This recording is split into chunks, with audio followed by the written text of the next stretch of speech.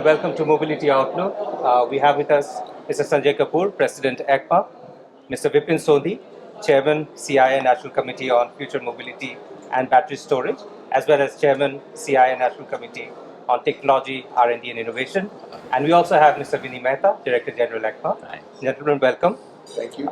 Your initial thoughts on this year's Auto Expo as we look at the transition. We are, of course, moving towards electric mobility and beyond. So I'll start off with you, Sanjay, your first comments. For us, the Auto Expo has been phenomenal in terms of the kind of participation we've had. We have 800 companies participating. We have several companies from outside of India participating as well within the 800 companies. We have a lot of new technologies, a lot of new innovations that companies are displaying, very reflective of what's happening in the automotive world outside of India as well in terms of what's happening globally in the automotive space. So it's great to see the kind of technologies and the kind of investments that have gone into R&D, in the component space. It's just very encouraging. The footfalls have been amazing in terms of number of visitors, all business visitors, and it's been phenomenal. It's been a great show for us, a big departure from what it was 3 years ago. Sure. Mr. Sondhi, I'll come to you. Your key takeaways from what you've seen at the Expo this year? I think just want to echo what Sanjay has said. This has evolved rapidly. I mean, if you were here 3 years ago, as Sanjay said, and now you're coming here, this is a tech show. It's an out-and-out tech show. It's an aspirational show. And, Sanjay would be too polite to say it. If you go to Sona Comstar itself, you can see the focus on future technology. And there are several other key players as well. You go to the motor show, again, there's a lot of aspiration being shown. Many of these models are not going to be launched in the near future. But what companies are trying to show is they are thinking ahead, in many cases working ahead, but they are with it on technology, on many, many aspects. So I think this evolution from auto to mobility to just a wider spectrum, it augurs very, very well for the auto and auto components industry for the future. Sure. Vinnie, question to you. What we've seen both at the motor show and the component show, the overall core theme for everyone seems to be that of sustainability, right? And that's the direction that the industry is taking. From your perspective, how is the industry really preparing towards the future? So, the entire automotive industry, the auto industry and the component industry taken together, as you know, is a very significant proportion of the manufacturing base. Right. We are 49% of the manufacturing industry today, and we are a very responsible industry. Now, the goal being set for carbon neutrality for 2070, also sustainability being a very dominant theme for the G20, for which we have the presidentship. I think as a responsible industry, we have to sort of walk the talk, and also we are doing so. And the kind of investments that the industry is making, whether it is at the designing front, whether at the front of the material usage, whether conceptualizing a complete cradle-to-grave approach towards product development, I think is what we stand for today. And I think that's in some senses also present in some of the stalls. So yes, there we are. Sanjay, what amazes me is that 3 years have been of a massive break, the pandemic, and then the expo starts. Now, what amazed me, especially out here at the component show, was the mojo, the massive levels of energy within the supplier fraternity. And when I look at the age demographics, that was yet another significant takeaway from me. The confidence levels, it's just massive. I mean, how do you explain that? It's almost as if like, hey, we are ready to go out all guns blazing. So I think it's a mix of a lot of things. One is the kind of technology that we've adopted is extremely exciting. And as Mr. Sondhi said, it's moved from automotive to mobility. So the kind of talent that we're able to attract is very different from before, because again, we've brought together cross-pollination of automotive and non-automotive. You'll see a lot of software, you'll see a lot of connectivity, telematics, autonomous, and all that comes with it, comes from a very different background. People who sort of have been in that industry come from a different background. So just bringing all that together, bringing new talent, bringing different kind of talent and different kind of products has brought about a lot of excitement. And I think, having a show after 3 years, physical show, being able to showcase what you've been doing, over the last 3 years is just a great opportunity. I think what's also exciting is how encouraging it's been to see, and how reassuring it's been to see the customers come, to walk the show and look at each and every supplier and find something that they're excited about themselves. So there is a lot of excitement here. You're right. Yes, palpable. Vipin, if I may, I mean, do you think in the backdrop of this optimism, the backdrop of this buoyancy, do you still think there are some imperatives that the industry really needs to ponder over? Many, I think, it depends on what time frame we are looking at, Murli. But when you really look at it, this is the greatest opportunity now. Any disruption is a great opportunity for us to further strengthen our base. I mean, thanks to the auto industry, it's considered world class. The auto component industry perhaps supplies to every major manufacturer in the world.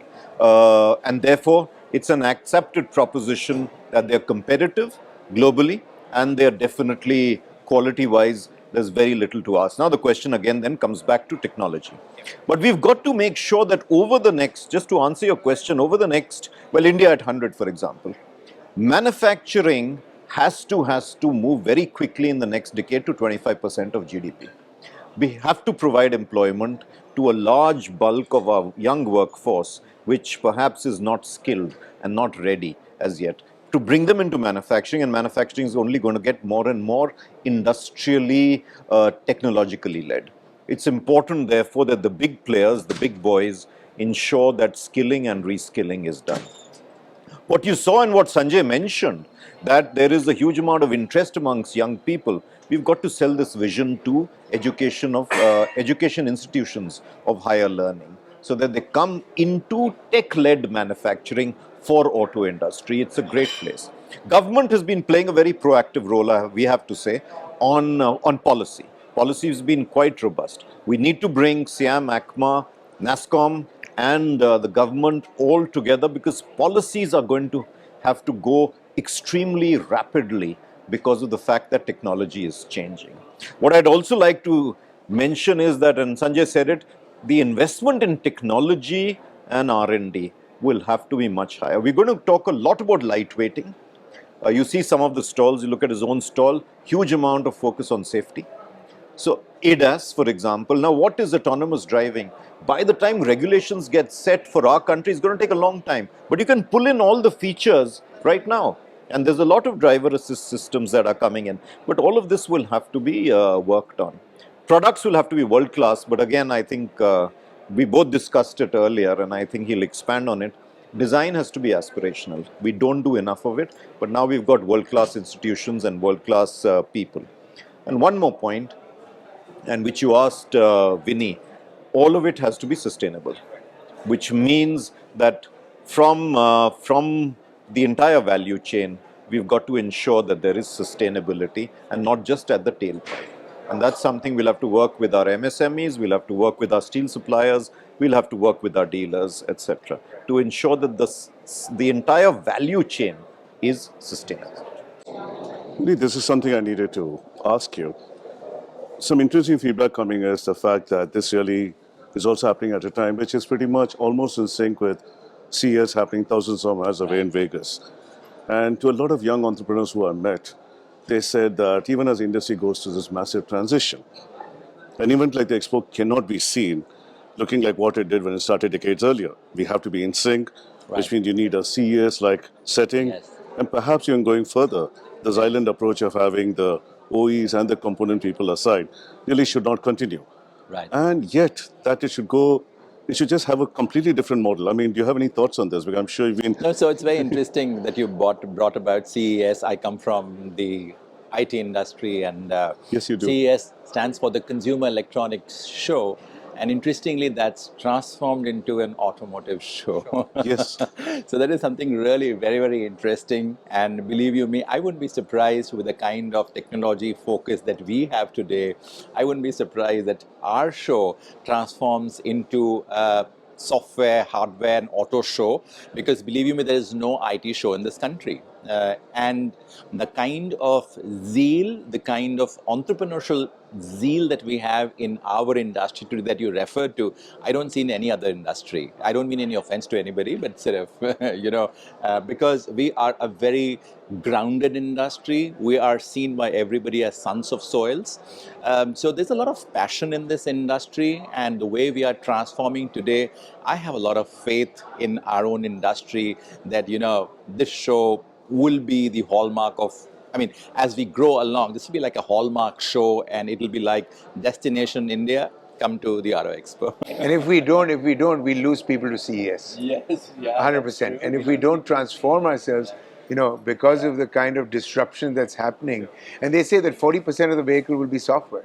Right. So, if you look at that, where do we go? We need to evolve into that sort of a scenario where we're investing in the right technologies. If you may just dive into it before Dipanshu takes over, are you therefore saying that it's imperative that come 2025, 26, the present model should change? The present model of the Auto Expo should change to something more. Well, I think it needs to become more tech-oriented. Like Mrs. Sondhi said, it's a tech show. At the end of the day, it is a tech show because if you see the kind of tech that we're adopting in our businesses, not just in our business, but even in our processes. So even if you look at Industry 4.0, you look at the whole digitalization aspect, and what's driving India is other than the demographics and the fact that we've got the local manufacturing opportunity for China +1 and Europe +1, is also the 5G rollout. And with that, we should be able to catapult into that scenario where we're looking at tech very seriously. So this industry is evolving into the tech industry, and as Vinnie said, if we don't play in that CES space, we'll lose out. Dipanshu. Sanjay, this question, you did mention China +1, Europe +1, considering the current geopolitical situations world over, what's happening. How do you see the opportunities for the Indian industry in the coming years? Yeah, so I think it's a great opportunity. One, I must mention that we did a $19 billion export last year, and we had a trade surplus of $700 million, first time in our history. This year, in the first 6 months, we've already clocked $10.1 billion in terms of export. So the export journey has begun. And again, it's about investing in technology, investing in systems, processes, human capital, etc., that will really take us to that level. And India's become a good brand. It has a good reputation. Customers are willing to look at India. We've got a large presence of IPOs, which is international purchase offices, that today contribute about 30% of our $19 billion export. But that number will increase because there's a lot of interest in the Indian supply chain. And I just see that as growing. I think it's a great opportunity we're sitting on. If you look at the export opportunity, and we're talking to someone yesterday, where just the aftermarket truck business in the United States is $35 billion. That's untapped for us as a country. So the opportunities are huge. And I think we're sitting at that inflection point where we need to capture that opportunity. And we can't let go of that opportunity. And I think companies are realizing that. And that's what you're seeing at this show as well. The investment in technology and the investment in people as well, so that we can capture that opportunity. Okay. Mrs. Sondhi, I'll again talk about future mobility. Sanjay did talk about future vehicles being about 40% driven by software. As we look at software-driven vehicles in the future, apart from that, our strength in engineering as well as software, what are the other areas that you think India could sort of excel on? The first, we've got to strengthen this. It's at the end of the day, it's application, and therefore software made for the right application and designed for Indian conditions is extremely important, right? But the important part is you've got to get these two seemingly different hats together. They actually there needs to be far more integration, which is happening, but it needs to happen more and more, where you have tech for auto, so to speak, coming and becoming integrated. But my big concern, and therefore our responsibility, because we are large employment generators, we are large foreign exchange earners. Sanjay gave you the figures. We are also just people who will further take the brand of Make in India for the world further. is about skilling, reskilling people who are going to be first generation manufacturing employees. We need to take that extremely, extremely seriously because it's only getting more and more complex from an education standpoint, which fundamentally means industry and academia working close together so that courses can be designed for these students to come in work virtually from day one, right? And further, we go down to schools where, again, this amount of, let's say, tinkering, curiosity, bringing women into science and technology, all this will be necessary. Otherwise, we'll still have attrition rates that we have. We've got a large pool of people. We need to make sure we are training them. And I think as an industry, we'll do more of it. We just need to just multiply that effort. Right. Two follow-up questions here. One, of course, you brought in the subject of collaboration, right? Industry academia collaboration. Plus, you have a thriving startup ecosystem that's coming. How is ACMA really looking at bringing all of that together and working on this whole aspect of collaboration and furthering future growth for the So from the startup perspective, we have a startup ecosystem that we're working with PwC. So NACMA is doing that. We've got collaborations with, and the industry academia connection is absolutely imperative. We're working with IIT Mumbai and IIT Sonipat. We've also got centers of excellence, that we have for different technologies, etc. And that's how we encourage our membership to really get involved. You've got to realize that a large part of our membership are SMEs. So we need that hand-holding to really adopt that kind of technology. We're also doing we've got a lot of initiatives where we're working to bring opportunities of joint venture partnerships from around the world. We've had visits to Japan, to the UK, to Germany, different countries, and see how we can bring partnerships for our membership, as well as tech shows. So we're doing a lot of tech shows with different customers, going to their sort of place of business, displaying our technologies, giving the membership an opportunity to be first-time suppliers. So that's a lot of stuff that we're doing in that direction. But Vinnie, you want to add anything? Pretty much, he's covered it very, very well. And I think what's really caught on these days is the tech show with the OEMs, where practically every single OEM that we have organized a tech show, which is literally an Auto Expo walking inside your premises and give you a customized display. So that is something really very, very special. But Sanjay's covered it all. Yeah. The other question I wanted to put to all of you is, while there are great opportunities for the future, we know the paths that the industry is taking. What are some of those challenges that might still be barriers in our growth? And how do we really address them? Okay, one is, of course, we've got to ensure in this period of uncertainty, we deepen the supply chain in, they say, friendly countries, but we are large enough to deepen the supply chain within our country alone.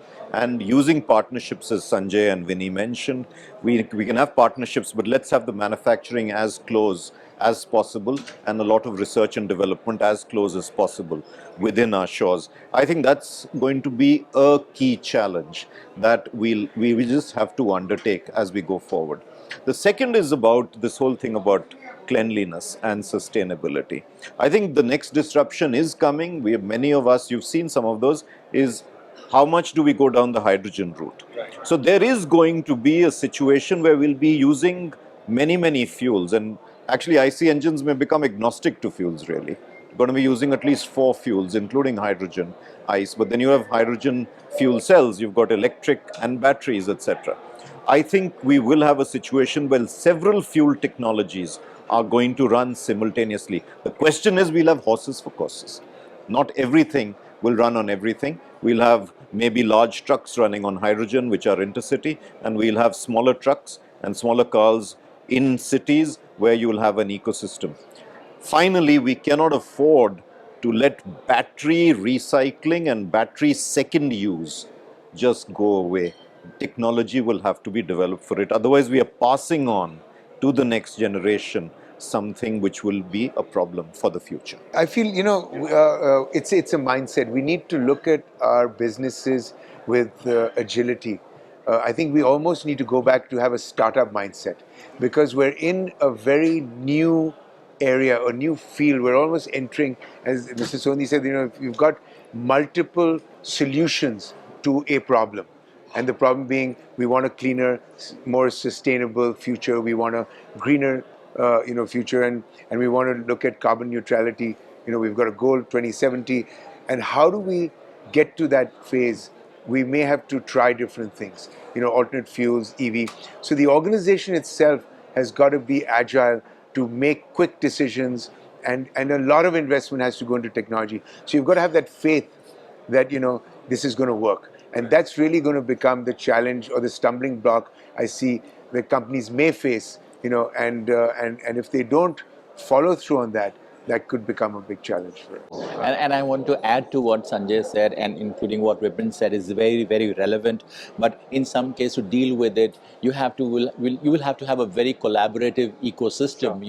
There are people such as the software industry, the SaaS software, the hardware industry, the startups that are not in the conventional ecosystem of the automotive industry. Will have to bring them in, so that the kind of disruptions that Sanjay talked about or Vipin talked about, the nimbleness and to deal with the challenges will come from probably not necessarily the traditional people, but those outside of the ecosystem today who could probably think out of the box and give us a solution. Good. Yeah, because there's just something I wanted all you gentlemen to dwell upon, beginning with you, Sanjay.